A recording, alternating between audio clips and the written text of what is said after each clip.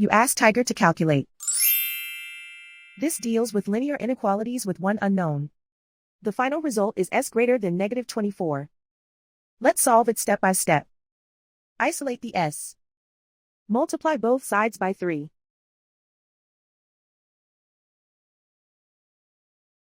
Group like terms.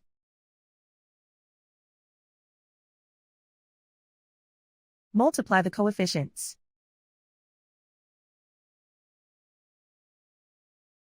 Simplify the fraction.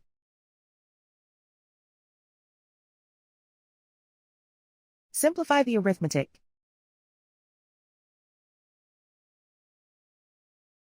Plot the solution on a coordinate grid.